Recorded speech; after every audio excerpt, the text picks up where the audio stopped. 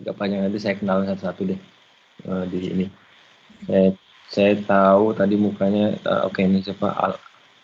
Alifrian Hidayat, ya, Toha Sulhania, terus Dian Akmal. Semuanya di Bandung ini domisilinya atau Di Sukabumi. Kayak mencar-mencar sih Pak. Jadi sekarang ada yang di Jatinangor? Ada Pak. Ada tuh Pak, ada yang lagi Ada di Pak. Ya, ada yang lagi di fisika Pak. Ada yang di fisika juga. Oke. Ada yang lagi tugas akhir ya? Ada Pak. Ada Pak. Jadi mudah-mudahan mata kuliah ini bermanfaat ya. Jadi Amin. Kalau misalnya nanti kalian senang programming, nanti setelah beres S1 bisa juga jadi programmer. Jadi kita bahas dulu kenapa kita harus belajar pemodelan di fisika ini. Karena kalau misalnya kita mau bikin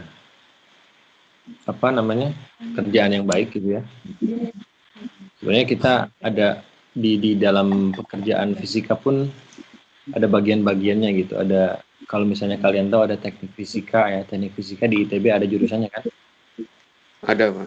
Nah itu sebenarnya tugas awal mereka itu untuk menyediakan mesin-mesin pengukur. Misalnya kalau ada di sana di fisika ada pengukur kalau orang-orang material tuh, misalnya grup-grupnya Pamade, Bukamel gitu kan, orang-orang nanomaterial.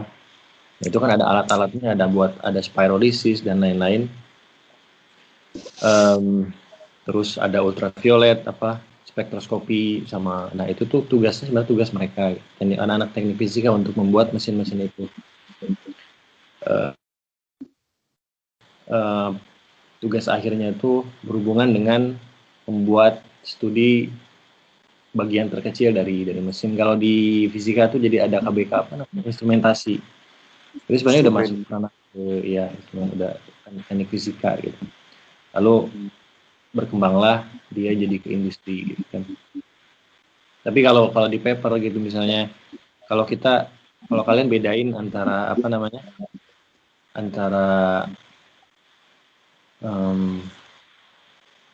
antara dulu, kalau zaman dulu kan, kalau misalnya ngelihat ada ada orang yang bisa sesepuh kita misalnya jalan dari kota Garut ke kota Bandung, tapi misalnya malamnya masih tidur di Garut, tapi pagi-pagi udah ada di mana, di Bandung. Ya misalnya pagi-pagi malamnya masih di Garut, tapi pagi-pagi udah ada di Bandung. Nah itu menarik buat obrolan sekitar masyarakat pada zaman itu, tapi nggak bisa dijelaskan dengan logika gitu, fisis. Makanya kalau misalnya kalian menemukan suatu hasil eksperimen yang diklaim menarik, tapi nggak ada penjelasan teori fisisnya, dan kalian submit ke jurnal atau publish ya, itu mereka kadang-kadang nolak. Gitu. Jadi harus ada penjelasan fisisnya gitu. Begitu juga kalau misalnya kalian menemukan sesuatu tanpa ada penjelasan sainsnya, ya orang akan bilang, wah magic gitu, wah DE. Tapi ya nggak ada, kayak sihir aja gitu maksudnya. Jadi sesuatu fenomena yang tidak bisa dijelaskan, kalau belum bisa dijelaskan it's fine ya. Tapi selama itu ya belum dijelaskan ya tetap kita bilangnya magic ya. Ada juga orang yang sering bikin terus teori berfilsafat misalnya, kayak Plato gitu ya, asal muasal bumi itu apa, bumi itu asalnya apa. Kalau misalnya kalian telaah perkembangan partikel udah gitu ke atom, itu kan Plato mengungkapkan bahwa ada satu bagian yang terkecil di muka bumi ini gitu. Tapi belum bisa dibuktikan. Jadi waktu itu masuknya belum sains, masih filsafat, karena Plato senang berfilsafat gitu. Nah, kalau orang filsafat nggak bisa dibuktikan dengan suatu hasil eksperimen, itu belum jadi sains gitu. Jadi orang filsafat, orang sihir. Kalau misalnya ada irisannya antara keduanya, itu baru namanya science gitu. Jadi kalau kalian bikin penurunan rumus yang keren banget gitu ya, tapi hese gitu itu bisa betul kita ngerti gitu, maksudnya nggak bisa dipahami oleh orang lain, ya tetap aja nggak bisa dijadikan bentuk yang solid untuk bentuk yang kompak untuk sains gitu. Jadi sains itu di tengah-tengah sini gitu. Jadi harus ada irisan antara filsafat dan si eksperimen tadi. Jadi kalau kita ranahnya sekarang di sebelah kirinya gitu. Kita belajarnya sebelah kirinya karena mungkin kalau sebelah kanannya kalian juga udah belajar misalnya di laboratorium eksper, ada laboratorium fisika dasar. Misalnya kalian belajar kuantum, contohnya di ada kuantisasi, ada saya pernah dulu alatnya mirip kayak di sini, kayak di Jerman itu jadi kuantisasi, tapi itu jalan ya, tapi nggak tahu saya mesti jalan itu udah dibenerin sekarang atau di Unpad gimana. Jadi di lab expert itu ada ada pendulum sederhana misalnya, ada ngukur, kalau di fisika dasar dulu ada ngukur gaya gravitasi pakai bola ditempelin ke bawah gitu. Terus untuk eksperimen kuantumnya ada interferensi yang pakai cahaya. Terus itu tuh sebenarnya latihan kalian untuk menggabungkan antara di kuliah dengan eksperimen, dan kalau misalnya bikin makalah itu keduanya harus disatukan gitu. Ini biasanya saya dulu kalau misalnya ngambil mata kuliah gitu ya, antara temen, nggak tahu kalau misalnya anak sekarang kalau ngomong bahasa Sunda suka disatuin bahasa Indonesia gitu kan. Ya zaman saya mungkin saya harus adaptasi lagi sama kalian, cuman dari segi bahasa ya, cuman ini zaman saya biasanya teman-teman tuh jangan naon gitu kan. Terus jadi manfaat pemodelan ini bagi sainsnya sendiri itu membantu menjelaskan eksperimen gitu. Jadi kita harus pelajari si pemodelan ini. Dan manfaat keduanya adalah kita memprediksi hasil eksperimen. Jadi memprediksi di sini misalnya gini, ada satu eksperimen yang butuh waktu tidak hanya 1 hari, kadang-kadang 1 bulan gitu, dalam mengambil data gitu. Nah, kadang-kadang orang eksperimen tuh misalnya 1 data itu didapat dalam 1 hari, sedangkan untuk statistik itu 1 data kan nggak cukup ya. Jadi untuk meyakinkan reviewer, mereka minimal itu 10 data. Nanti di rata-ratakan kan, terus dia cari sesatannya itu gimana. Nah, masalahnya kalau misalnya 10 kali eksperimen itu kan, dan yang belum tentu bagus dan benar hasilnya, karena kan masih trial, masih nyobain dulu gitu kan. Cuman kan untuk nunggu 10 hari untuk melakukan eksperimen, termasuk weekend juga keambil gitu kan. Itu kan satu, boros di waktu ya. Terus yang kedua, boros tenaga juga gitu, dan belum tentu benar gitu. Oleh karena itu, tugas orang teori dan pemodelan itu memprediksi suatu hasil yang nanti akan didapatkan oleh orang eksperimen berdasarkan hukum-hukum yang telah dipelajari gitu selama S1 gitu.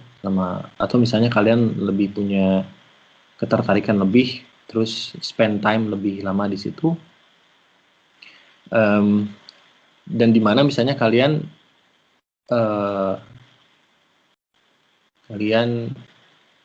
misalnya menemukan suatu formulasi atau model yang bisa memodelkan itu dalam satu run simulasi itu dalam 30 menit misalnya. Sehingga kan bisa menghemat waktu dari 24 jam ke 30 menit. Nah, lalu kalian berikan parameternya ke orang-orang eksperimen. Ini tolong nih, kamu eksperimen parameternya ini aja cobain. Nah, ini daerah-daerahnya yang kamu coba, jadi jangan coba semuanya, nanti kan capek. Nah, jadi termasuk juga mengurangi kompleksitas waktu eksperimen. Nah, sekarang bagi pribadi gimana manfaatnya? Manfaat bagi pribadi juga kalau bagi saya cukup besar juga. Jadi biasanya orang yang ngambil pemodelan itu karena tingkat kesulitannya tinggi, nggak tinggi juga sih, karena sekarang udah banyak library ya, jadi kalian nggak usah takut gitu. Udah ada matematika, udah ada, jadi kalau misalnya pusing turunin rumus kan udah ada banyak software kayak matematika atau enggak Maxima kalau open source dan lain-lain. Terus jadi kesempatan lapangan pekerjaan besar gitu karena peminatnya juga nggak begitu besar. Lain hal dengan orang-orang eksperimen. Jadi misalnya kalau kalian suka eksperimen gitu ya, walaupun bagus eksperimen juga, terus kalian keluar negeri gitu, sekolah, contohnya ke Eropa atau Jepang atau Asia di mana gitu. Kalau kalian minat dan punya motivasi lebih, itu trouble-nya adalah ya orang-orang berbondong-bondong untuk melamar ke situ juga, nggak hanya kalian, misalnya dari negara lain, misalnya orang-orang India juga suka ngelamar, cari-cari beasiswa keluar gitu, nggak hanya orang Indonesia aja. Ya alhamdulillah Indonesia sekarang punya LPDP, tapi LPDP juga udah mulai dikurangin gitu. Nah itu mereka juga rata-rata ngambil eksperimen gitu. Nah saingannya lebih tinggi, tapi orang-orang yang ngambilnya hanya teori, penurunan rumus gitu, nah itu karena memang kesulitannya juga lebih kompleks ya, itu lebih dikit. Jadi ada plus minusnya. Terus setelah bekerja di situ jangan punya frame bahwa orang yang suka nurunin rumus atau misalnya suka ngoding itu akan bekerja di fisika lagi, enggak. Nah itu nanti kalian punya skill untuk menjadi programmer gitu, atau menjadi data science atau apapun itu. Karena gini, kalau di science itu kalian punya gini, tugasnya adalah kalian menerjemahkan persamaan untuk menjadi kode gitu. Nanti kodenya jadi grafik ya. Nah, kalau di programming misalnya ada proyek gitu ya. Ada yang pernah pakai Git nggak? GIT? Belum pernah, Pak. Belum ya. Jadi Git itu platform untuk kerja bareng-bareng. Misalnya kalian ada satu proyek yang besar, misalnya bikin aplikasi Gojek gitu ya. Itu bikin aplikasi Gojek kan nggak. Nanti ada konseptornya siapa, terus dibagi-bagi ke tim. Nah timnya itu misalnya rumahnya ya kayak gini aja, misalnya satu di Sukabumi, satu di Jakarta, satu di mana di yang lain gitu. Nanti dibagi-bagi tugas, nanti tugasnya diserahkan ke, namanya ada pusatnya bisa kita ambil cloud namanya gitu. Cloud. Jadi cloud tuh ada di awan. Jadi cloud computing tuh gitu kan. Nggak tahu aman nggak tahu nggak, saya nggak begitu yakin. Nah jadi sekarang model-modelnya kayak gitu. Jadi untuk model-model ke depan kayaknya bekerja dari rumah itu lebih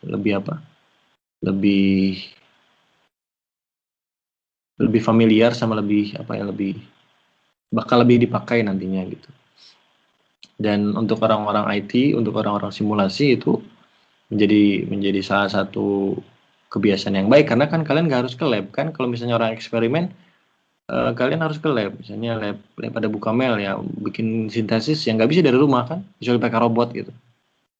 Kalau misalnya orang-orang teori, misalnya kalian mau kalkulasi cluster, ya laptopnya di rumah, tapi kan komputernya bisa di Fisika Unpad misalnya, terus kita login dari rumah ke Fisika Unpad, terus kita bisa ngitung pakai komputer Fisika Unpad gitu maksud saya. Terus juga atau jadi analis tuh misalnya gini, kalian punya data banyak, jadi sekarang lagi ngetren apa, data science, machine learning gitu ya. Tapi saya nggak begitu interest ke sana, cuman hanya tahu aja, cuman karena aneh aja, nggak begitu tertarik saya. Atau misalnya dari kode itu kalian bisa jadi pembuat animasi atau game. Jadi dari kebiasaan untuk memodelkan dan membuat kode itu ya. Jadi itulah manfaat-manfaat gitu. Jadi dari mata kuliah ini nantinya kalau misalnya kalian suka, misalnya jadi kalau misalnya kalian suka duduk di rumah atau nggak begitu banyak bergerak gitu ya, atau suka depan komputer, suka depan laptop, suka eh, duduk di perpustakaan, terus sambil ngopi atau misalnya di kafe, sambil duduk, sambil nurunin, bisa suka-suka yang sepi gitu, tergantung orang ya. Nah ini kerjaan kayak gini cocok buat kalian gitu, yang nantinya berkembangnya ke sana. Tapi kalau misalnya kalian nggak suka, ya nanti lebih ngambilnya ke eksperimen gitu ya. Eksperimen juga bermanfaat gitu. Baik, jadi untuk pertemuan pertama kita bahas pendahuluan dulu. Jadi kita kenalan dulu aja ya. Jadi dan kita cobain kasus-kasus yang simpel gitu, nggak begitu sulit. Terus kayaknya saya ngadain ini aja kamera kalau kalian matiin, biar nggak begitu berat. Terus nah ini kita belajar pendahuluan dulu. Jadi pendahuluannya itu apa aja yang dipelajari di mata kuliah ini, seberapa manfaat mata kuliah ini.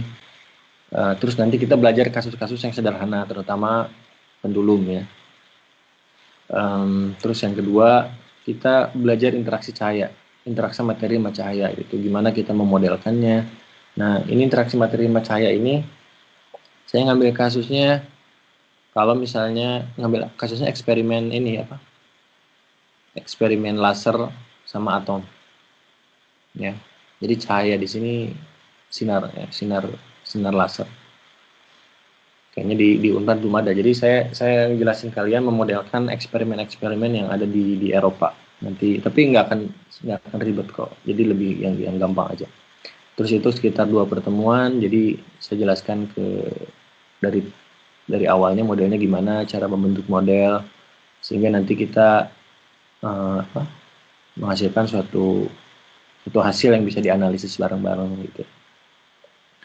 Terus nanti di setelah 2 pertemuan kita bareng-bareng ngerjain kodenya gitu. Jadi ada praktek pemodelannya gitu, bareng-bareng aja. Karena jadi kan ini mata kuliah pilihan kan, jadi mata kuliah pilihan maksudnya harus bermanfaat mungkin, tapi jangan terlalu menjadi apa? Yang wajib, yang harus lulus kan. Jadi pilihan, kalau misalnya dulu saya nilainya nggak begitu bagus, ya udah coret aja dari mata kuliah pilihan. Terus udah gitu Monte Carlo ising model. Jadi Monte Carlo ini saya rasakan banyak manfaatnya, sehingga untuk jadi analis pun bisa nanti. Misalnya kalian mau kerja di prediction kayak saham dan lain-lain ya, itu Monte Carlo manfaat banget. Jadi saya kenal dulu sama kalian, Monte Carlo itu aplikasinya bisa buat biofisika, bisa buat apapun. Jadi itu Monte Carlo itu metode yang ditemukan sama apa? Ada namanya Metropolis. Salah satunya adalah algoritma Metropolis ya. Nanti kita bahas. Dan itu bisa prediksi banyak fenomena, termasuk prediksi saham pun bisa dengan Monte Carlo. Tapi kita bahas di sini dasarnya. Tapi nanti aplikasinya adalah di biofisik gitu. Di biofisik. Terus aplikasinya juga pada atom nanti gimana gitu. Terus ada pemodelan lagi barang. Jadi kita di sini pelan-pelan aja karena ada 16 pertemuan. Nah, dan setelah itu kita evaluasi ya, tapi jangan terlalu, kita evaluasi di yang kita pelajari ini, mudah-mudahan nempel dan kalian bisa aplikasikan gitu. Jadi kita ngobrol berdua. Nanti di waktu misalnya ada 10 menit per orang ya. Berarti 10 menit kalau ada 16 orang sekitar 2 jam. Tapi janjiannya nggak harus hari Rabu dengan bersamaan. Terus nah kita belajar juga machine learning. Kenapa kita belajar machine learning? Karena sekarang banyak dipakai ya. Ada yang pernah pakai ini? Panda? Python, Pandas? Belum, apa Pak. R? Belum, Ya. Pak. Belum. Ada yang pernah, ada yang belum. Ada yang pernah pakai Keras atau Shai atau namanya yang lain-lain, termasuk sama. Nanti kita belajar di situ. Jadi di sini sebenarnya machine learning itu belajar mengolah data lagi.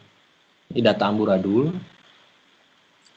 itu jadiin set of training gitu ya, dijadiin pattern yang nantinya bisa memprediksi data yang kurang.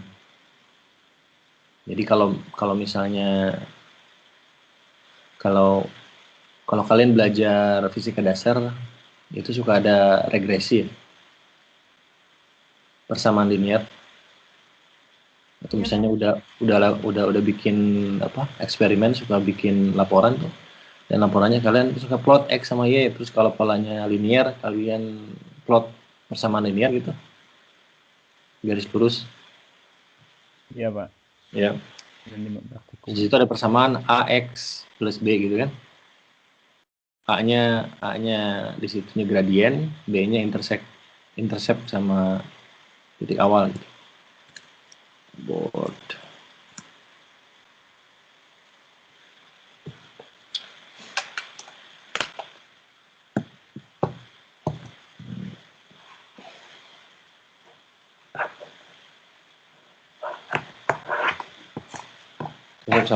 Saya buka dulu boardnya.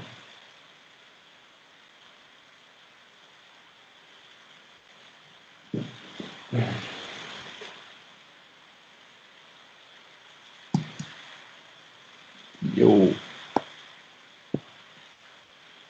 Oke. Nah ini contohnya. Ya. Oke. Pemodelan. Kelihatan nggak nih? Kelihatan, Pak. Oke, sekarang tanggal 2 ya? Iya. 2/9/2020. Jadi kalau machine learning kan, kalau misalnya kalian punya data nih, data hasil eksperimen, misalnya mau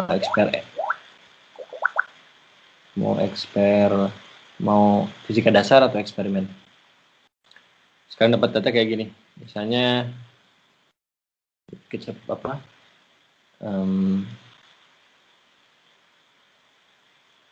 bisa misalnya kalian menentukan waktu gitu ya, pakai stopwatch ya. Sini kecepatan ya. Saya punya data kayak gini.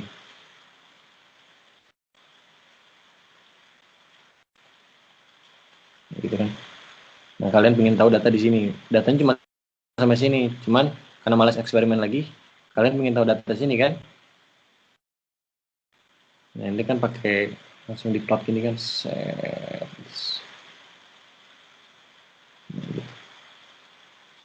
Jadi ini kan di X sama dengan AT plus B. Ya, A-nya itu kan gradiennya gitu. Slope. Nah, jadi kalau di sini kalau mau tahu dx dt.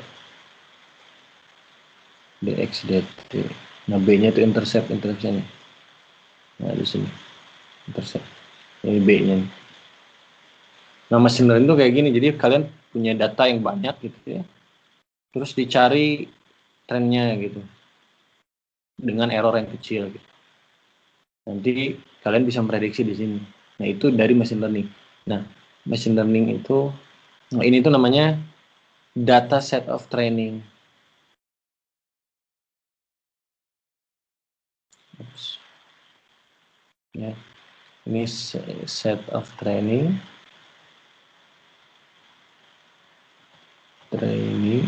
Nah, ini namanya tes data. Semakin banyak data, semakin bagus modelnya nantinya. Itu machine learning. Itu banyak dipakai sekarang, misalnya dalam prediksi anak-anak Traveloka tuh. Nah, jadi ada Samsung, ada juga alumni Unpad yang kerja di mana dulu. Saya nemu di Samsung Research apa gitu di Jakarta. Dia juga ngerjain machine learning gitu. Tahun berapa saya nggak tahu, 2013 gitu, berapa. Jadi kerja di sana. 2012 saya lupa lagi. 2011. Nah, dia perempuan kerja di sana. Nah, kita belajar ini nanti aplikasinya ke mana? ke biofisika itu. Terus juga aplikasi ke biofisika misalnya nanti dalam replikasi DNA itu pakai data machine learning juga, jadi kayak deep learning gitu. Jadi ada salah satu algoritma dari machine learning namanya deep learning, itu bisa pakai itu juga. Terus ada juga nanti kita belajar density functional theory. Jadi semakin sini semakin ke kuantum ya. Tapi nanti kuantum kedua udah kuantum tapi nggak full kuantum. Jadi ini juga nggak full kuantum, dia kayak pakai mean field, pakai aproksimasi. Nah, ini bermanfaat kalau misalnya kalian memodelkan hasil-hasil eksperimen misalnya dari lab Bukamel atau lab siapa ya, grup risetnya Paristi juga pakai ini biasanya. Lab Bukamel Pamade kan di situ kan ya, di mana, di tahu kan, bukan, tapi bukan di gedung Unpad kan? Halo? Pak. Di Di Pringgi. Halo Pak, Rinci bukan? Rinci Pak. Iya di Kerinci, tapi kan bukan di, ya dulu tuh waktu zaman saya labnya di Jatinangor, ada apa? Nggak di Jatinangor, di mana, di Singapura Bangsa dulu. Udah di Dekat Nangor Telkom. sekarang. Sekarang mah di Nangor, Pak. Sekarang di Nangor semua kan, dibangun di sana. Di Perinci itu, jadi berkembangnya labnya lama banget, itu sekitar ngebangun lab 15 tahunan. Jadi kalian bisa bayangkan riset itu bukan pekerjaan yang dalam satu hari dan memang harus punya passion yang lebih gitu. Nanti aplikasi DFT itu untuk memodelkan fenomena material gitu. Misalnya hitung energinya gimana gitu. Dan sekarang udah banyak apa namanya? Udah banyak library ya, kayak misalnya gini AC Python. Nah, ini bisa ngitung density functional theory, jadi kalian gak usah bikin kodenya. Kalian cuma comot library dari sini. Ini udah ada cara-caranya di sini, nanti kalian belajar di sini aplikasinya gitu, sehingga kalian bisa memodelkan hasil-hasil eksperimen. Gitu. Nanti terakhir presentasi mahasiswa. Ada 15-16, tapi nanti kita gampang atur. Kalau misalnya nggak sempat, karena kita cuma ada 16 pertemuan ya. Jadi ini yang kalian nggak begitu tertarik topiknya, kita bisa cut, kita bisa potong. Nah, ini literaturnya. Jadi kalau sebenarnya yang case-case-nya itu nanti yang telah saya pelajari itu bahan master sama PhD saya. Kalian bisa download di sini.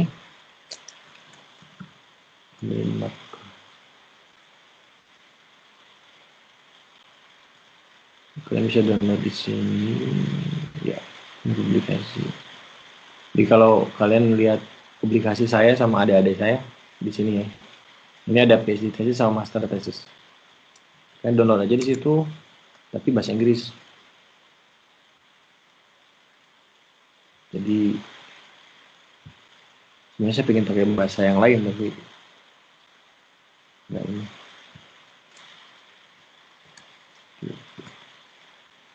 Download di situ ada apa sih? Ada tesis PhD saya sama tesis master saya.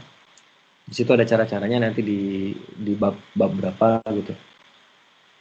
Nah ini terus ada buku lagi dari Quantum Optics, nanti saya bagikan juga di pertemuan kedua sebelum apa, 3 hari sebelum pembelajaran ya.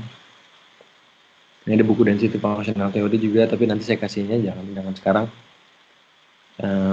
Ada juga dari introduction to machine learning. Jadi machine learning itu apa, manfaatnya apa. Terus ada Monte Carlo untuk statistical physics. Gitu. Nah, sebenarnya kerjaannya kayak gini. Kalau jadi modelan gitu ya, mainnya komputer. Jadi kalian kerja dari model dulu, dari tulisan, dari mengarang, begitu pakai kalau misalnya nurunin rumus, Kalau nggak bisa diturunin, berarti pakai kode gitu. Ada yang pernah pakai matematika nggak? Yang Belum, Wolfram Wolfram Wolfram pernah. dulu pernah Pak buat Pak, yang nyari turunan rumus. Ya, Sering Wolfram apa? ya sering. Kalau saya kena matematika tuh mahal,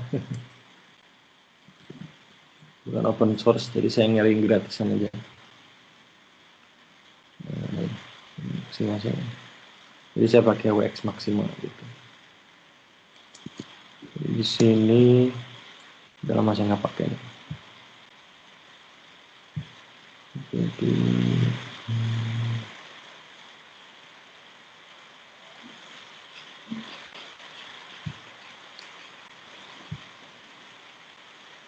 WX Maxima kenapa nggak keluar aja? Maxima. Jadi pertama kayak gini, terus nanti saya cuman saya ngenalin dulu Maxima itu apa.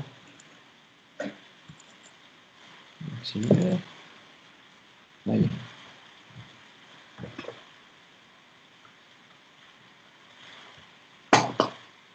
Nah, ini.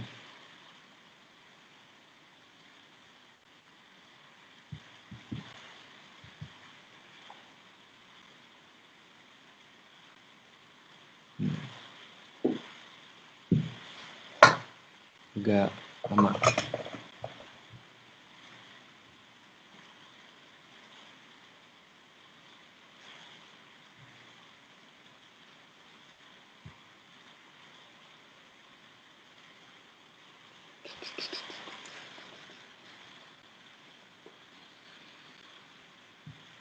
Agak lama nih.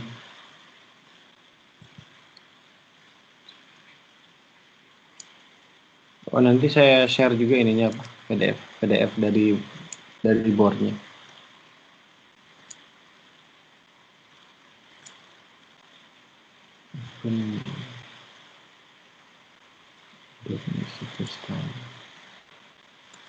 Kayaknya berat sama video saya matiin dulu.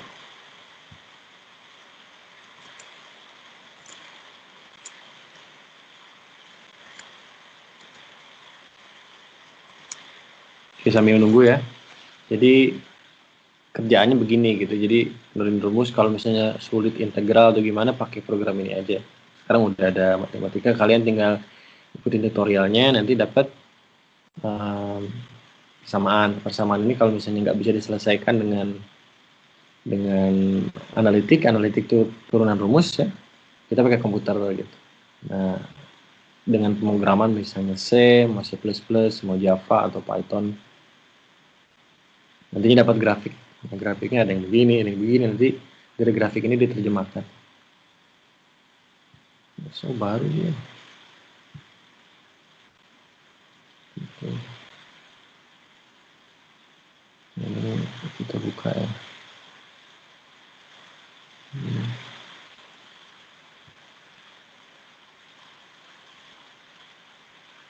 Ini contoh-contoh maksimal gitu. Jadi kalian cuman apa? Contoh-contohnya begini.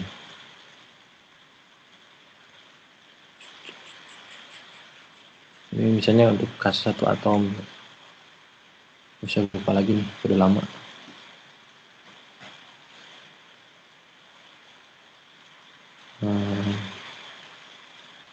Terus ininya ke sini.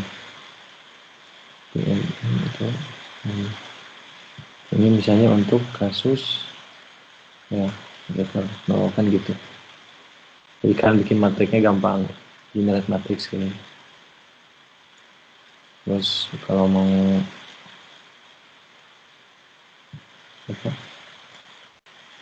Nggak ada namanya, salah nih. Nah, ini bikin dah, mirip-mirip kayak gini dah. Atau misalnya bikin matriks yang 3x3 atau 2x2, misalnya operator skema gitu. Saya nggak begitu ingat lagi. Yang gampang mana? Yang gampang. Saya bikin satu samaan gitu. Jadi begini nanti hasilnya. Terus diplot gitu. Nah, ini hasilnya di sini. GNU plot apps. Keluar GNU plot semua. Nah ini gitu. Jadi kalian bisa plot persamaan, bisa nurunin rumus pakai ini, pakai Maxima. PS Maxima ini. Terus nanti kalau misalnya nggak bisa, kita pakai Visual Studio Code. Atau misalnya kalian mau pakai apapun itu, kalau saya sekarang pakai Visual Studio Code. Saya pakai C ya saya, karena MATLAB tuh buat saya nggak ngedidik. Terlalu gampang gitu. Maksudnya, kalau kalian mau jadi programmer, usahakan jangan pakai MATLAB lah, kalau saran saya. Karena MATLAB tuh cuman nggak jelas variabelnya apa, terus kadang-kadang kalau pakai Java ya ada konteksnya apa nggak jelas gitu. Jadi kalian tinggal masukin angka, jadi aja udah gitu. Library-nya banyak, jadi aja. Tapi kalau kalian masuk ke Eropa, MATLAB itu jarang dipakai, kecuali di institut-institut yang ternama gitu, kayak misalnya di Max Planck ya dikasih MATLAB. Tapi kalau misalnya dapat universitas yang di mana atau nggak begitu terkenal gitu ya, ya mereka juga nggak punya dana, dan biasanya orang mereka ingin ngembangin juga software untuk kasus tersebut, dan biasanya itu nggak pakai MATLAB gitu. Nah ini saya nanti saya kasih ini, jadi kita belajar pendulu dari ini. Nah, ini bahas pemrograman C gitu. Nanti saya sharing di kalian bisa coba. Nanti kita belajar pas praktikum, kita masih punya waktu masih banyak. Jadi nanti dapat grafik kayak tadi kalau saya plotnya di GNU plot. Nah kalian juga boleh bebas ya, kalian mau pakai Python, pakai Matplotlib, pakai MATLAB juga boleh, silahkan. Tapi kalau mau latihan dari awal sekarang, dari masa awal karir, masa muda gitu ya, coba. Soalnya MATLAB tuh kalau misalnya kalian jadi engineer itu silahkan, tapi kalau misalnya menjadi programmer dari sekarang jangan pakai MATLAB, cobain Python atau enggak C++ atau C atau Java, antara 4 ini, atau R ya kalau misalnya suka statistik atau machine learning. Tahu bahasa pemrograman R kan? Halo? Iya, Pak. Bahasa pemrograman R. Pernah dengar, Pak. Tahu Pak. Pernah diajarin sih Pak sedikit. Pernah. Oke. Dan itu masih buat statistik itu sebenarnya. Tapi Python juga punya library untuk statistik. Nah, kalau misalnya kalkulasi semakin besar, nah kita pakai ini, kita pakai apa namanya? Ini ada namanya, salah satunya aplikasinya pakai parallel computing. Saya kasih contoh ya. Tapi saya matiin dulu biar nggak berat. Soalnya mau pakai ini. Pasti. Saya kasih matiin dulu ini saya. Mau dulu dimatiin. Ini contoh kita masuk cluster di Helmholtz. Jadi sistemnya ada paralel. Paralel itu mengerjakan sesuatu dengan sama gitu.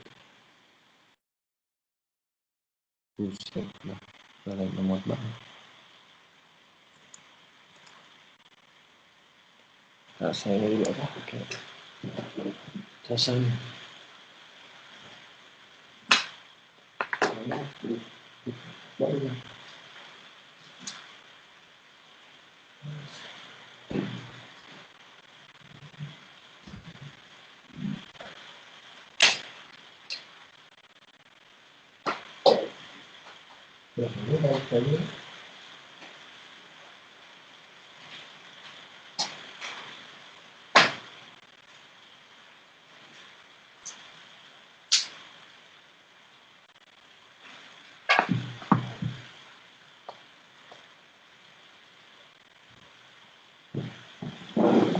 Udah kelihatan? Kelihatan nggak ada yang putih tuh? Terminal. Jadi saya belajar paralel. Paralel itu ada dua, ada paralel ke prosesor, ada paralel ke GPU. Kalau kalian suka main game ya, GPU-nya naon, ya komputerna gitu kan. Dulu mah Nvidia Quadro, itu kan Nvidia terkenal banget. Ada ATI, kalau misalnya kalian pemain komputer. Nah di GPU tuh ada soket, ada kayak gini. Nah di GPU tuh, nah ini prosesor misalnya nih. Kan kalau prosesor bilangnya ada berapa? Ada 4 core gitu kan ya? Intel 4 core ya, betul? Iya, Ya, Pak. buat core. Iya, Pak. Nah, Core. di core-nya itu kita bisa paralel gitu. Jadi ini di loop ya, pakai loop. Pindah ke sini, bagi ke sini, bagi ke sini, bagi ke sini, bagi ke sini.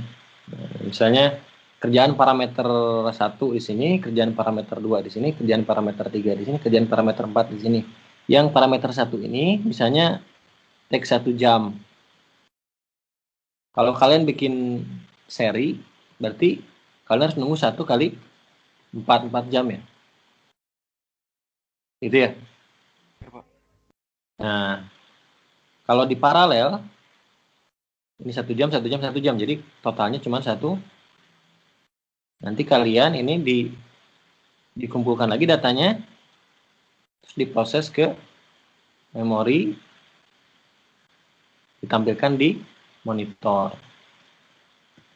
Nah, kalau GPU, nah GPU itu dia punya soket matriks kecil-kecil. Misalnya ada 256. Berarti di situ ada 256 soket-soket kecil gitu. Nah, kalian bisa sharing job di sini satu-satu. Itu udah selesai, panggil lagi, kumpulkan lagi jadi statistik gitu. Misalnya kalian mau bikin Monte Carlo ya. Kan setiap Monte Carlo itu setiap satu run, misalnya gini, satu run simulasi begini. Udah gitu yang kedua tetap begini. Yang ketiga begini. Nah, kalau terus nunggu dalam satu loop itu lama, misalnya lama banget. Nah, kalau di share di GPU, satunya ini doang, udah gitu disimpan di file, dipanggil di rata-rata. Itu lebih cepat. Atau nggak pakai cluster komputer tapi mahal, cluster. Jadi cluster itu komputer kecil. Jadi cluster ini misalnya di divisi K4 nggak punya. Nah, di cluster itu komputer aja gitu, ada rak komputer banyak. Ya, ini 1 cluster, 2 cluster, 3 cluster, 4 cluster. Nah, dari sini kita bisa submit job ke sini.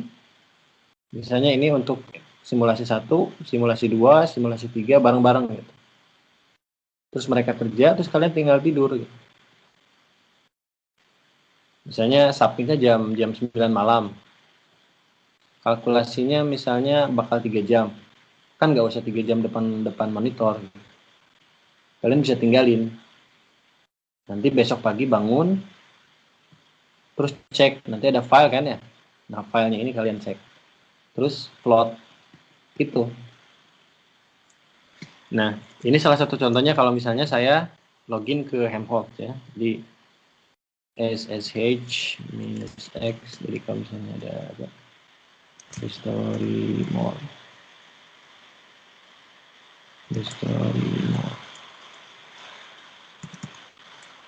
Ini ya, ini.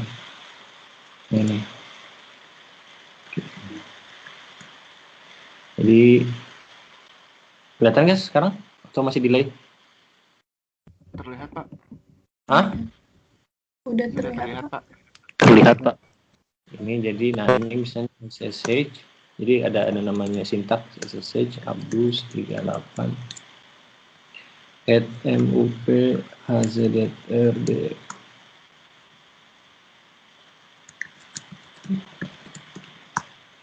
Nah, ini. Sekarang kita udah masuk ke sini. SSH kamera 4. Yes. Gitu. Nah, kita sekarang di sini. Nah, saya sekarang udah ada di komputer yang letaknya sekitar 5 km. Sekitar dari, kalau dari Bandung Jatinangor, tapi Soekarno Hatta. Jaraknya di Pati Uku Jatinangor dapatnya. Jauh itu yang temu. Jaraknya yang kayak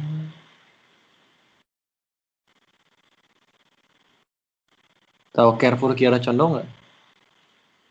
Tahu Pak. Oh, Pak. Nah, Tahu Pak. jadi rumah saya itu di Carrefour Kiara Condong. Klaster komputernya ada di Unpad, Fisika Unpad. Jadi kalian nggak usah langsung ke sana gitu, maksud aku. Jadi kalian bisa kerja dari rumah.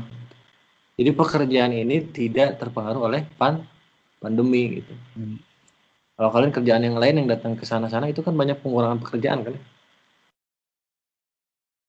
Sekarang kan banyak yang kehilangan pekerjaan kan? Gara-gara pandemi kan? Ya Pak. Iya, Pak. Iya. Nanti tipe-tipe pekerjaan untuk kedepannya itu tipe-tipe pekerjaan yang begini gitu. Karena kalian nggak harus keluar gitu, bisa sambil ngurus keluarga juga. Terus, nah ini caranya begitu. Jadi kita bisa kerja dari sini. Terus, misalnya kita pergi ke folder saya. Nah ini caranya begini. Oh, aduh. Wajay.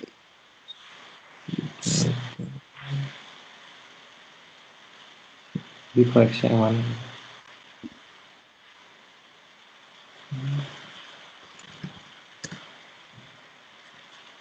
History. HP asing. Jadi HP asing. Kerjaan saya nih. Terus production.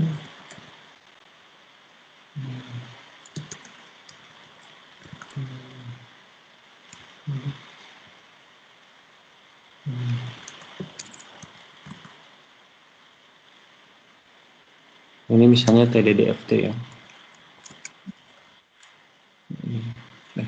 Jeleknya bukan aluminium. Ini kerjaan saya ini. Terus contohnya ini ada outline. Ini file-file yang pernah di-run sama saya. Nah, terus kalau misalnya mau tahu berapa orang pakai ini. Nah, ini contoh-contoh orang-orang pakai komputernya gitu. Namanya ada yang lagi ngitung berapa orang, banyak banget. Wow. Tuh, ada Racam. Ini kayak username-nya ya. Kayak Patel, Klope, dan lain-lain. Dorn. Nah, ini terus ada statusnya. Ini ada status pending. Pending itu kalau misalnya banyak kerjaan yang di-run, berarti dia harus nunggu. Yang run, ini yang jalan. Gitu. Terus, nah ini namanya node. Tadi kan ada prosesor tadi ya? Iya Pak. Prosesor tadi kan yang dibagi 4 itu. Nah, itu node-nya satu. Misalnya ini satu cluster aja nih. Ini satu cluster namanya. Node-nya itu.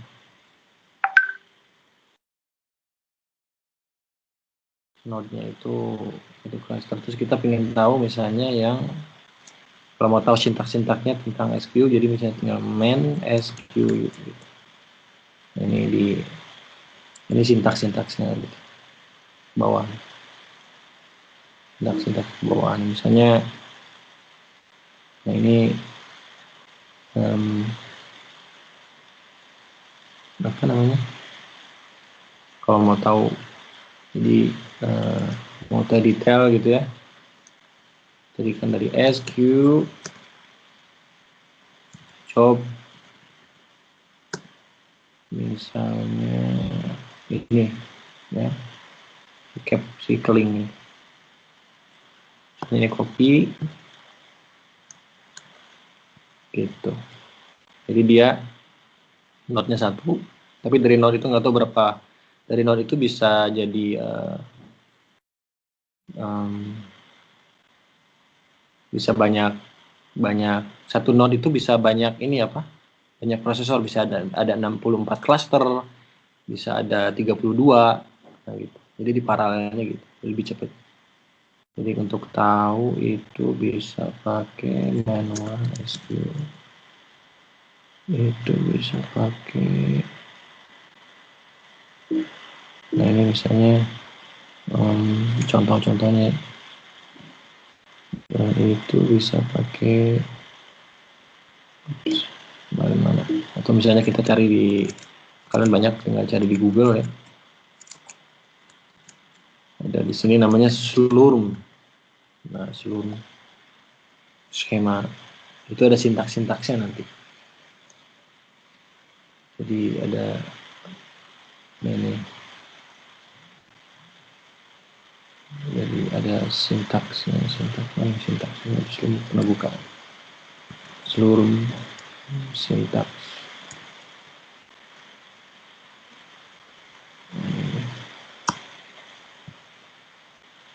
Ini sintaks-sintaksnya ini SQ ini gimana, sama aja kan kayak tadi ya, kayak manualnya itu kayak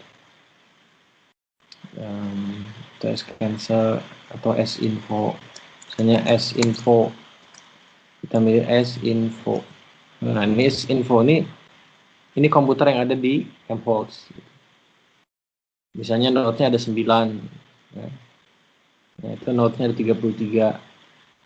Nah ini klasternya bisa di situ bisa dibagi 5. Jadi 33 ini ada banyak 33, di sini ada 5 klaster, ini 14, 24, 27. Bisa submit sampai segini. Jadi untuk kalkulasi-kalkulasi yang berat ya gini di sini. Atau misalnya kita mau cek, misalnya ada orang yang gawe nanti minuhan ngambil jatah orang lain gitu. Itu juga bisa. Jadi SQ misalnya minus U kali ya. Ini sih keling banyak banget gitu. Ini keling banyak banget, ada yang run-nya banyak ya. Yang dia banyak banget ya. Udah gitu kalau misalnya kamu butuh kalkulasi yang cepat, datang sama dia, mana tong hawak teh atau kurangan seetik, ini dia ngurangin. Atau misalnya lapor ke adminnya gitu, dia pakai kalkulasinya banyak banget, tolong dikurangin datanya, nanti admin yang ngatur. Kalau teman sendiri kan gampang, ya, kalau bating make gitu. Ya, itu sekelumit dari parallel programming. Kalau misalnya kalian mau nanti, sebenarnya bisa pakai dari Indonesia juga gitu, cuman yang punya akses hanya saya, nggak bisa dikasih ke orang lain. Gitu, exit, dah. Ini komputer saya lagi ya, laptop saya lagi yang di rumah, yang ngehiung. Ya, aduh, udah 40 menit lagi nih. Baik, kayaknya saya harus banyak skip. Nantinya outputnya biasanya, kalau dari sini tadi proses tadi ya, nah itu adalah outputnya di jurnal gitu. Kalau kalian mau S3, S2 ya jurnal penting. Jadi kalau mau kerja nggak penting jurnal. Terserah kalian mau kemana, mau kerja atau mau ini apa? Mau kerja atau enggak mau di akademia. Nah ini publikasi saya waktu S1 ya, masih bahasa Indonesia. Terus S2, nah usahakan publikasi di jurnal yang bagus ya, jangan jurnal yang conference proceeding asal jurnal gitu. Karena sayang, mending main kemana gitu. Jadi ini jurnal saya pernah nih sama supervisor saya yang waktu master gitu, 3 di physical review B. Jadi usahakan kalian kalau submit itu ke jurnal yang bagus kayak physical review yang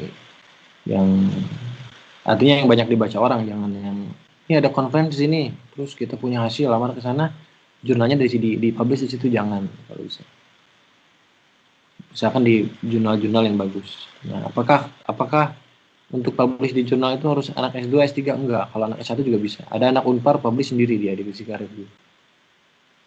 Universitas Parahyangan ya, anak fisika. Jadi nggak harus sama dosen gitu. Dan jangan menganggap dosen kalian lebih hebat dari kalian, enggak juga.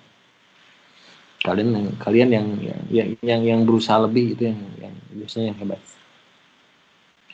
Terus ini Nah ini juga waktu PhD saya, jadi ini PhD 2.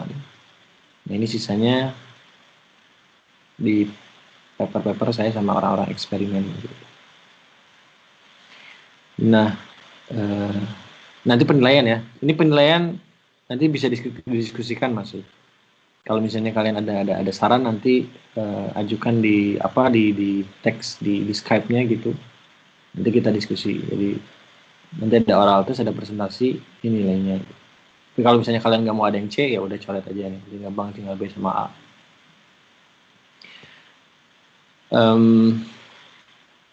Atau ada nanti kita usul ya, kita ada diskusi sekitar beberapa menit karena saya harus ngasih ada pendahuluan ini tentang pendulum. Nah, ini misalnya gini, contoh kasus yang tadi saya jelaskan itu adalah seperti ini ya. Ini ada teman, misalnya teman kalian nih yang ngerjain eksperimen. Dan ini saya punya eksperimen sel-sel di paru-paru yang tengahnya ditembak sama laser sehingga dia mati gitu. Ini yang biru ini mati dan dia mau mempelajari proses penyembuhan luka di paru-paru. Sekarang kan lagi laku ya riset kayak gini kan karena berkaitan dengan COVID.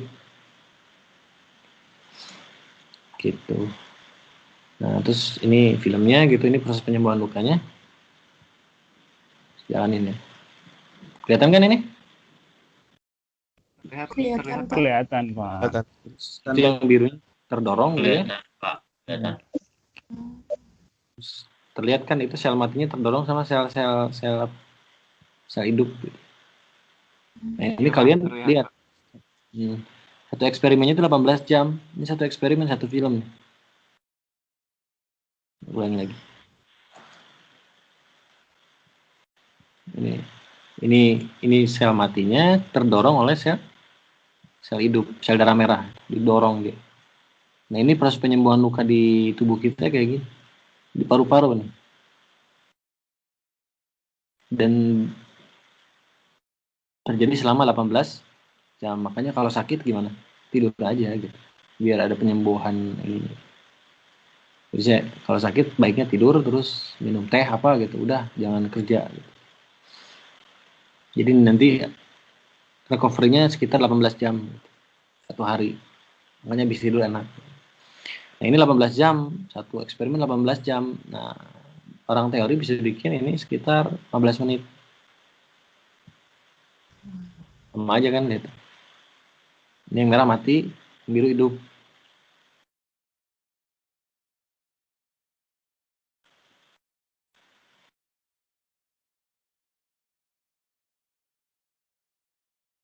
Sama aja kan?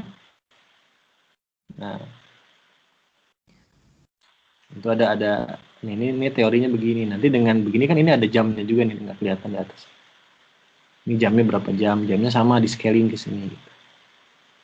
Jadi dalam waktu sekian itu ke atas semua. Gitu.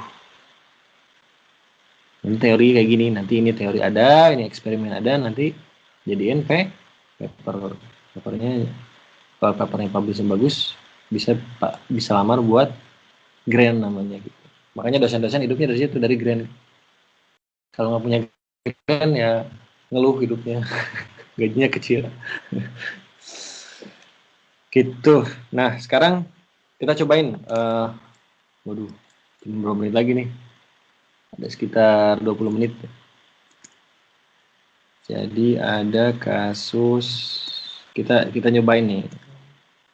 Kita nyobain bagaimana merumuskan suatu model. Nah,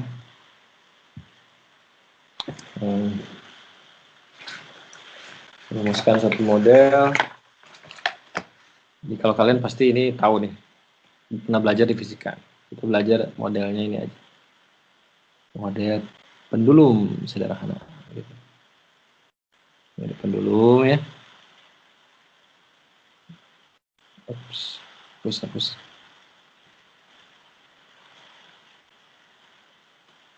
Saya nyari pendulum.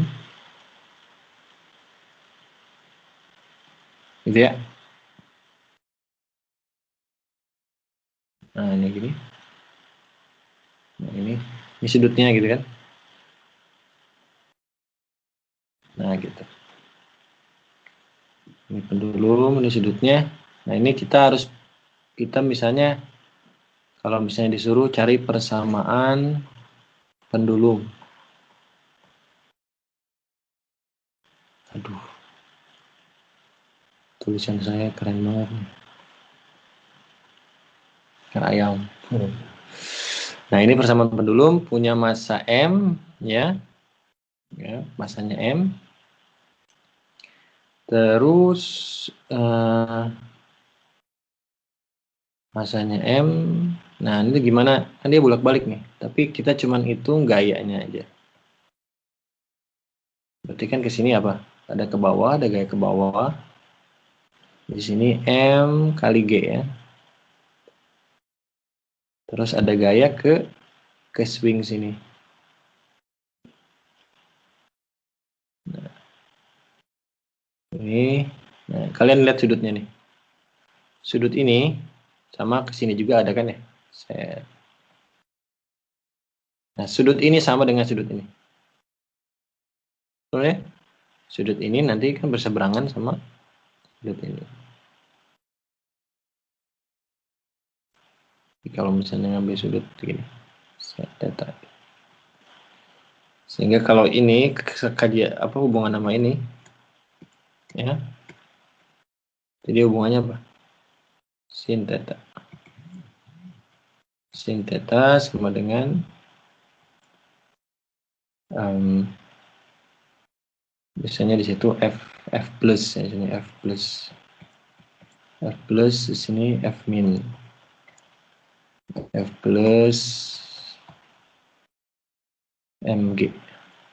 Di F plusnya sama dengan mg sin theta. Ini sama ini kan, berarti dia ini cos ya. Berarti F min-nya sama dengan mg cos theta. Ini mg cos theta gitu. Nah, kalau kalian belajar apa namanya? Nah, ada juga nanti gerak melingkar ya. Ada juga ini kaitannya sama ini. Nah, ini panjang bandulnya misalnya L. Nah, gitu. Misalnya panjang bandulnya L. Nah, kalau kalian belajar gerak melingkar ya, dulu kan waktu S1 awal-awal gerak melingkar ada berubah beraturan, ada beraturan. Ini kita bikin L di sini. Ini cuman mindahin aja ini ke sini, ini yang tetap aja ini L gitu. Gitu terus nanti dia bergerak gitu. Nah, gitu. Ini ada namanya, ada perpindahan di sini. Kita panggil S ya. Nah, ini L juga, nanti L kedua, tapi tetap jari-jari yang sama gitu. Nah, si S ini, S itu sin theta juga kan ya. Kan depannya nih, sin theta sama dengan S per L gitu.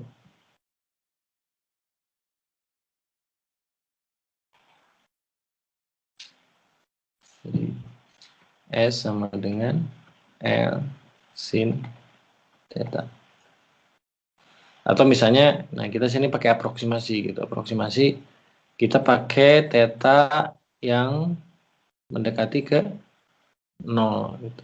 Jadi si sudutnya harus kecil. Jadi model ini hanya untuk kalau bolak-baliknya sangat kecil gitu. Sehingga nanti kita bikin suatu jadi theta itu sama dengan S dibagi L, atau S sama dengan theta kali L. Nah, nanti kan ini kan ada apa? Ada aksi Newton 3 ya, aksi sama dengan minus reaksi.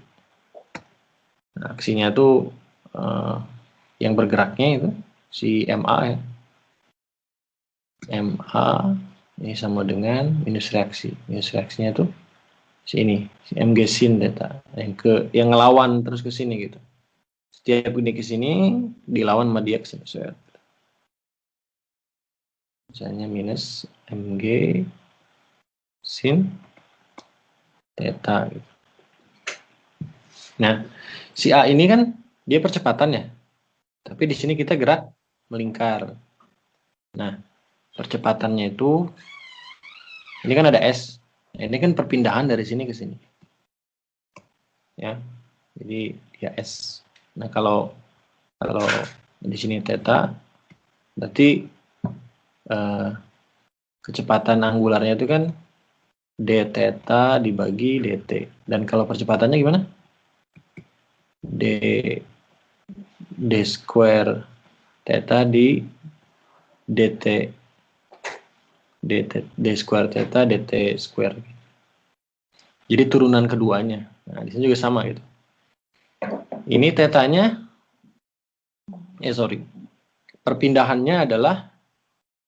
perpindahannya ini kan perpindahan. Kalau misalnya si S-nya perpindahan, berarti kecepatannya ds dt ya, dan percepatannya d square s dt square gitu. Jadi di sini kita pindah lagi pages. Jadi yang tadi ya, yang ini kita tulis lagi M kali A sama dengan minus M C sin theta. Si A-nya itu kita ambil dari sini ya. D square S dt kuadrat. Jadi M D square S dt kuadrat itu sama dengan minus MJ sin theta gitu. Nah, ini karena aproksimasi. Jadi kalau sin yang sudutnya kecil itu akan sama dengan theta ini. Dan si S-nya tadi adalah theta dikali L. Jadi di sini M kali L kali D dt sama dengan M G theta.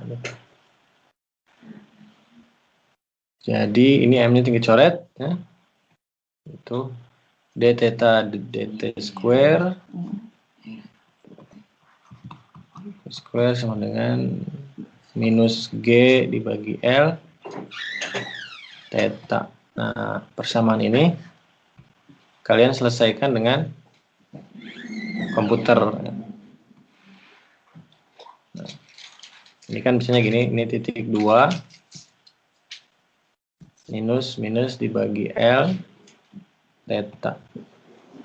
Ini nanti persamaannya jadi persamaan ordinary differential equation plus G dibagi L theta sama dengan 0. Nah, ini persamaan yang kalian selesaikan sama komputer, nantinya dapat si theta ini sudutnya apa aja gitu. Sudut yang memungkinkan pada sudut yang memungkinkan pada pendulum. Tuh. Ya. Nih, kayaknya begitu dulu aja. Saya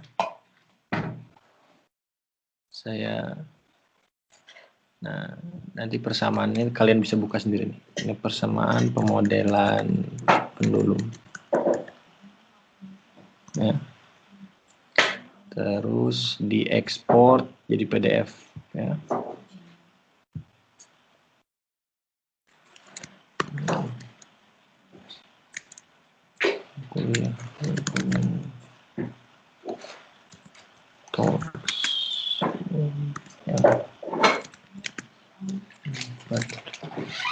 Udah pagi-pagi sih.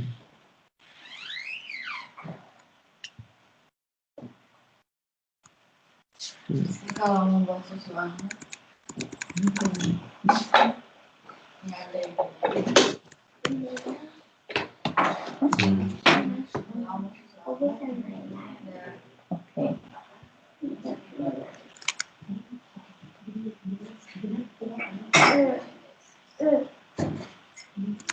Oke,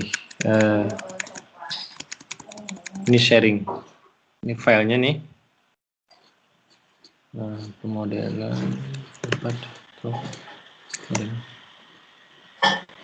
pemodelan pendulum. Nah, ini Ini catatan tadi di boardnya. Nanti kalian tinggal download. Terus, nah ini kita belajar codingnya. Ini codingnya saya udah tulis. Jadi kita menyelesaikan persamaan yang ini gitu. Persamaan ini. Persamaan ini. Ya. Kita selesaikan persamaan ini. Pakai nah ini persamaan ini contoh dari kodenya. Kalian boleh pakai MATLAB, pakai apa juga ya. Selesaikan persamaan itu dulu.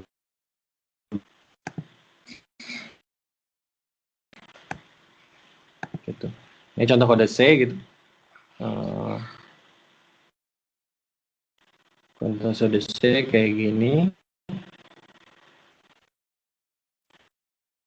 stdio, libmath, ini ada GSL. Nah kalau misalnya mau pakai kode saya, nanti kalian harus install GSL dulu. Nanti di terminalnya kalian run gitu. Pertemuan pertama ada ini.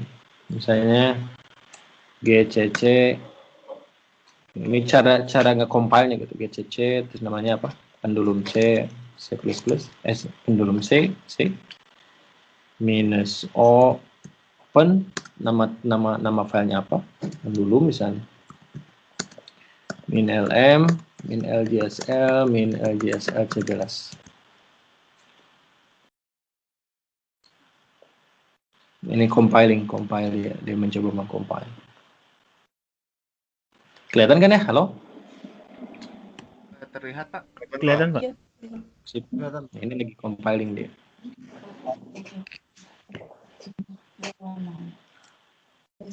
Nah, udah beres, begitu pendulum. Nah, pendulum ini kan ada nanti kan bakal ada Nah, ini parameternya ini GL ini. Nah, GL itu ini frekuensi si pendulum gitu. Jadi kita masukin misalnya nah, ini pendulum misalnya 1 misalnya 1 ini 0 ya. Jadi tanpa peredam, jadi pada saya ada peredam atau 2 atau 3. Nah, setelah itu kita plot sekarang. Nah, ini nama file-filenya, ada pendulum dengan frekuensi 1 MHz, 2 MHz atau 3 MHz. Terus kita plot sekarang ya. Misalnya plot omega 1 ini with line. Oops.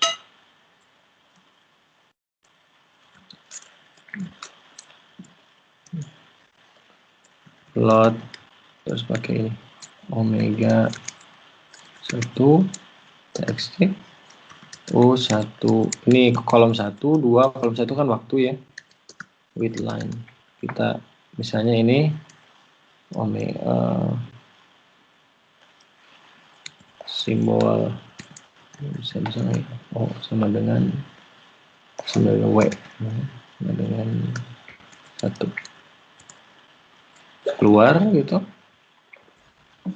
Nah, ini hasilnya ini. Jadi kalau kalian ini hasilnya sinusoid up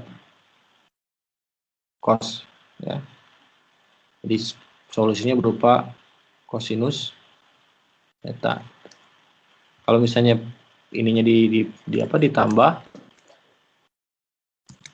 omeganya ditambah jadi begini. Jadi lebih rapat karena frekuensi itu didefinisikan satu gelombang itu satu puncak, 2 puncak, lembah. Jadi kalau frekuensi diperpanjang berarti dalam satu rentang ini ada 2 kali gitu. 1, 2.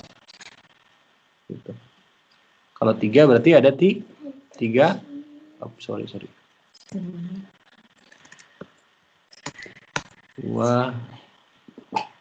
2.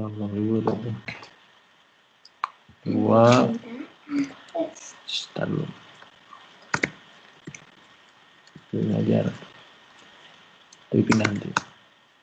Ini 3 nih. Kenapa jadi gini? Nggak kelihatan ke bawahnya. Pokoknya gitulah. Ya ini hasil contoh hasil akhirnya gitu.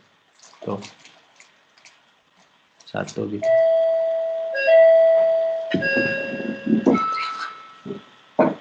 Gitu. Oke, kayaknya gitu aja ya. Saya share nih kodenya juga, kalian cobain. Sampai sini ada pertanyaan. Tinggal 12 orang lagi, udah kemana? Ada lab. 19. 19 orang. Ntar saya pindah dulu ruangan ya. Udah pada bangun soalnya. Oke, Pak. Ya Pak. Ini bisa bikin.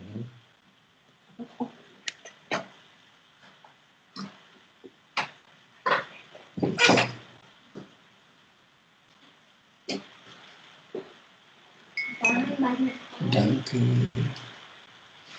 Kamu gak belajar dulu.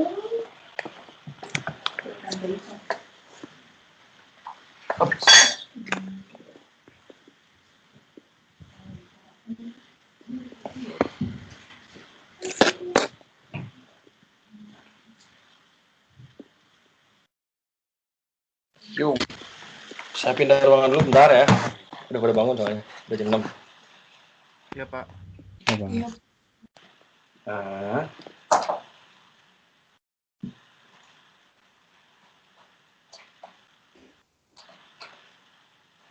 Kalian mau pakai Python boleh, mau pakai apapun juga boleh, nggak pakai kode saya juga boleh. Cuman saya biasa pakai C, jadi ya, jadi saya pakainya C kemarin. Jadi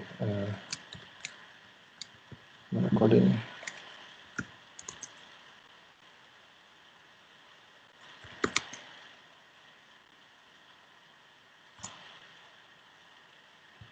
Temuan 1 nih. Tadi kompilnya udah tahu kan? Udah. Nah itu kalian cobain pakai itu. Nanti pelajari. Nah setelah ada hasil grafik tadi, kalian analisis gitu. Analisis dalam arti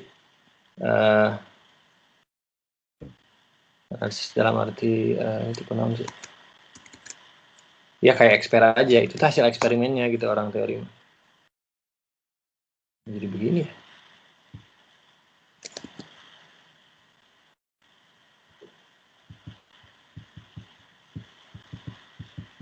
Oh, hilang dia. Apa lagi ya?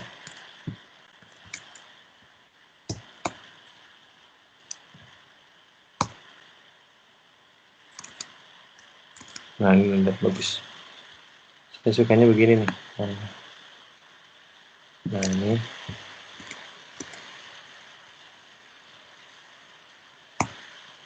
Nah ini. Wah, ini nggak bener nih. Biasanya simbolnya bukan gini. Ini judulnya. Ini frekuensi 1, frekuensi 2, frekuensi 3. Gitu. Nah gitu. Ini kalian lihat. Ini yang 2 puncak, 1 lembah. Ini yang kedua 2 puncak. Yang ketiga 3 puncak. 3 gelombang. Baik, sampai sini ada pertanyaan. Dan sekarang ngobrol, waktunya ngobrol. Stop sharing. Saya lihatin lagi muka saya. Ada pertanyaan? Belum sih Pak kalau dari saya. Nggak tahu yang lain. Yang lain sok mangga. Pertanyaan saya buka sekitar tadi karena saya sholat sekitar 10 menit.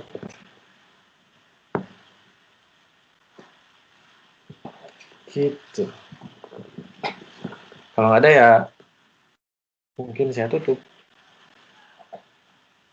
Jadi itu pertemuan pertama ya. Jadi kita pendahuluannya seperti itu. Itu caranya simpel, cara sederhana dalam membuat model gitu. Jadi menyelesaikan persamaan yang ada di tadi gitu. Pertama kan kalian lihat itu sederhananya, kalian ada kasus. Nah, kasus yang tadi pendulum itu bisa dijadiin paper juga gitu. Jadiin paper misalnya diaplikasikan pada kasus monyet bergelantung. Nah, di orang-orang kalau orang-orang kehutanan yang lagi neliti deforestation ya, penggundulan hutan. Nah, penggundulan hutan itu efeknya buat orang hutan apa? Artinya kan dia nggak gelantung lagi kan, contohnya. Nah, lalu mereka menghitung gaya gimana kalau dia bergelantung, gimana kalau dia jalan, gimana juga kalau dia main pohon. Nah, itu pakai persamaan yang tadi gitu, sehingga mereka ngitung energi yang dikeluarin monyetnya berapa kalau jalan, pakai gerak lurus, terus sama yang bergelantung itu gitu. Terus pakai program, terus kalian kirimin ke orang-orang kehutanan atau ke orang-orang biologi, misalnya yang mereka nggak suka ngitung gitu. Di situ bisa jadi paper juga, jadi duit. Gitu. Tapi caranya gitu, rumuskannya pertama nih ada bandul, turunin rumus matematisnya, ada persamaan tadi, itu kan kalau bisa analitiknya bisa, cuman pakai, jadi kita propose kayak wave function gitu, kayak sinus, nanti sinus itu diturunin dari theta itu, kalau sama berarti kan solusinya kosinus ya. Dan kalau pakai yang numerik tadi, yang numerik ya, jadi numeriknya ordinary differential first order ordinary differential equation di metode numerik semester 3 kalau saya lihat. Nah, itu belajar dari situ. Tapi kalau mau pakai bahasa sendiri silakan, pakai MATLAB silakan, pakai Python silakan, pakai apapun silakan. Nanti setelah ada datanya, nah ini sudut-sudut yang memungkinkan ketika si bandul itu bergerak. Jadi sudutnya kayak kuadran gitu, jadi antara 360, antara 0 sampai 360. Kuadran 1 itu 0 sampai 90, 90 sampai 180, 180 sampai 270, 270 sampai 360 kuadran 4. Jadi gelombang. Gitu. Nanti kita belajar lagi untuk lebih kompleks yang untuk eksperimen-eksperimen yang ada di Eropa. Terus kalian coba modelnya gitu gimana. Sehingga kalau misalnya kalian mau kolaborasi sama teman-teman yang ada di luar juga bisa. Oke. Ya, 5 menit lagi ada pertanyaan? Kalau nggak saya tutup. Belum, nggak ada, Pak. Sampai Boleh nanya dikit gak, Pak, tentang silakan. configuring? Dia ada configure JSON-nya, Pak? JSON beda lagi itu.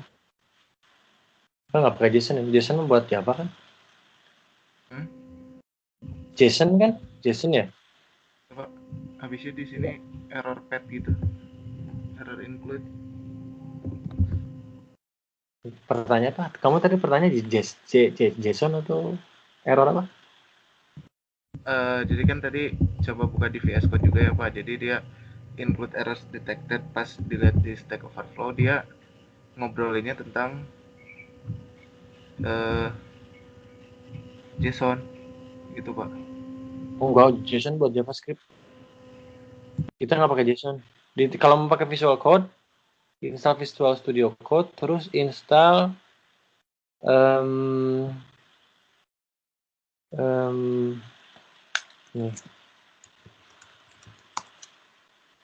ini C++ IntelliSense debugging dan lain-lain. Nanti kalau di Windows pakai apa? Pakai apa?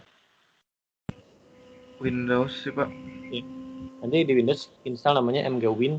Nanti mgwin itu di path ke ada path di setting path. Nanti bisa compile di situ. Terus JSL-nya juga install juga gitu. Tapi kalau nggak mau kalau misalkan di Linux mah langsung di terminalnya aja ya, Pak. Terminal kalau Linux tinggal apa namanya? Bahagia ya. Kalau Mac apt sudo apt Linux sudo apt install gnuplot atau apt install JSL. Lo sudo apt update atau apt upgrade gitu. Nanti di terminal tinggal pakai yang tadi gcc file kamu udah. gitu. Kalau pakai Windows juga enak, cuman lebih harus pakai MGWin dulu. MGWin nanti buat compilingnya buat compile di compile si file kita gitu. Compile ngerti kan? Compile itu ini ada bahasa ya. Nah, MATLAB kan nggak ada compilernya. MATLAB langsung run aja itu kayak. Tapi semua tuh yang nanti kalau misalnya ada tugas akhir yang berkaitan dengan hardware, itu butuh C sama C++. Nah, itu compile itu menerjemahkan langsung dalam satu ini bahasa ke antara kita sama mesin gitu. Di compile. Compiler namanya itu JCC, ada juga ICC Intel J compiler, GNU compiler. Kalau Python enggak, Python juga enggak. Python tinggal Python enggak, Pak. Python kita punya apa? Python notebooks gitu. Jadi kalau Python notebook kalian juga gampang. Jadi dokumen. Saya yang kemarin tadi lihat gambar sel itu pakai Python notebook. Jadi,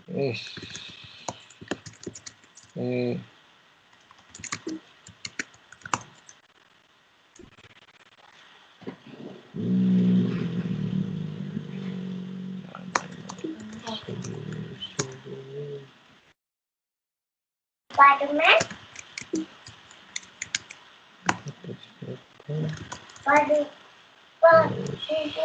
Batman?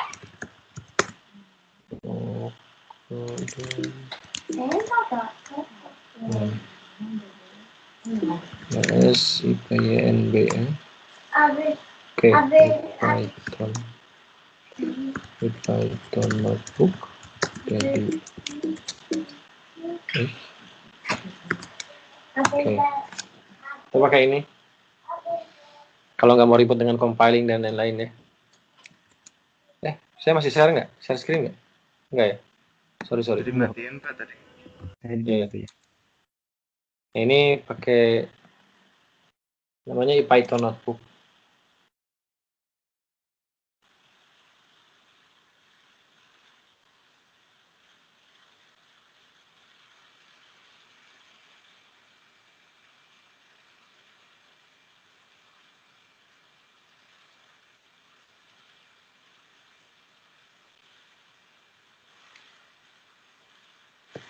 Ya.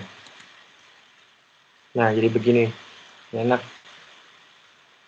Nah, ini kayak gini juga. Ini bisa pakai kayak gini, kalian bikin di Python itu udah ada NumPy ya, NumPy library atau import CPy as sc gitu.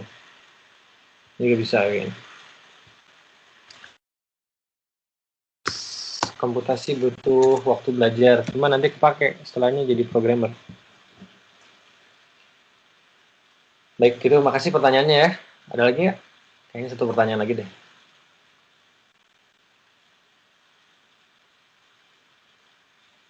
Mau tentang di luar juga boleh. Boleh di luar ada kasus apa gitu.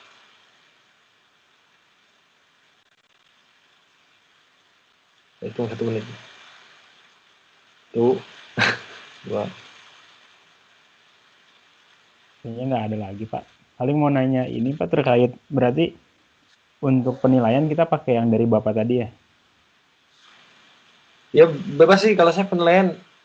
Kayaknya kalian kalau mata kuliah pilihan bukan nyari nilai kan? Nggak juga. Berapa sih. SKS sih? 2. 2 Bapak, 2 SKS. Mungkin 2 SKS juga.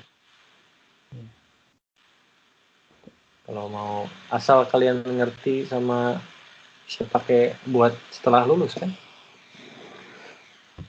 Ya Pak, keahliannya sih kemarin.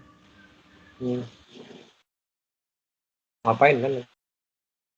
Pas itu kan? Nggak dicariin kerja, nggak dicari apa-apa. Karena belajar di tugas akhir pun nggak ada kaitannya dengan kerjaan. Jadi yang bermanfaat buat kalian tuh ya soft skills kalian sehari-hari gitu. Ada yang misalnya ngerjain proyek machine learning, nanti yang dijualnya ya machine learning ya gitu ke perusahaan. Atau yang mau S2 yang suka modeling kayak tadi, kayak density, itu nanti ketika ke ITB atau ke grup manapun saya bisa model ini gitu. Itu kan yang dipakai. kalau nilai itu sebenarnya buat nyeleksi doang. Misalnya kalian lamar ke perusahaan, udah gitu banyak pelamar perusahaan dari UIN, misalnya dari UPI, dari berbagai universitas, dari ITB gitu. Terus mereka, aduh banyak banget nih yang lamar. Akhirnya mereka mengklasifikasi berdasarkan IPK, dirunut itu kan. Akhirnya yang IPK di bawah ini di-cut, kebanyakan ini diambil, diwawancara gitu kan. Jadi kalau cara gini juga kalian bisa bikin startup dan lain-lain. Dan kalau nilai kayaknya ya cuma setelah kalian nanti gimana. Cuma nanti harus ada nilai, saya sudah pelaporan nilainya. Terus katanya harus 80% hadir ya. Itu peraturan universitas kan, jadi itu bukan peraturan aku. Jadi mata kuliah ini saya bebasin aja jadi. Tapi ya ketika spend time 2 jam, hampir 2 jam kan, harus bermanfaat buat kalian juga. Gitu mungkin pertemuan sekarang gitu ya. Kalau ada pertanyaan, tanyakan share di Skype. Saya udah sharing tadi catatannya, catatan boardnya, sama kodenya. Kalian bisa coba kalau mau pakai atau misalnya translate ke Python apa aja. Kalau ada pertanyaan sulit silahkan tanya di situ di Skype ya. Ya. Oke. Dan jangan terlalu sungkan karena saya juga nggak. Saya di bawah Kang Ferry. Tahu Ferry kan? Ferry Faisal. Ya Pak. Tahu Pak. Ferry angkatan 2000. Ferry angkatan 2000, saya 2000. Kang Ferry 2000, saya 2003. Budi 2000 juga. Budi sama Ferry 2000. Jadi saya lebih tiga. Saya bilang mereka senior. Budi itu 2001, 2000 dia. 2000. 2003 siapa? Nggak ada lagi.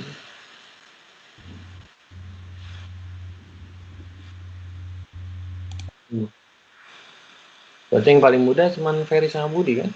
Itu doang. Iya. Pak Ferry, Pak Budi. Baik, gitu aja kayaknya. Terima kasih atas kehadirannya. Yang tadinya 5 orang jadi 21. 19 kira dikit. Makanya saya nanya mahasiswa kemarin siapa aja nih ya? 5 orang tenang. Ternyata 21. Belum pada masuk kemarin Pak. Siap.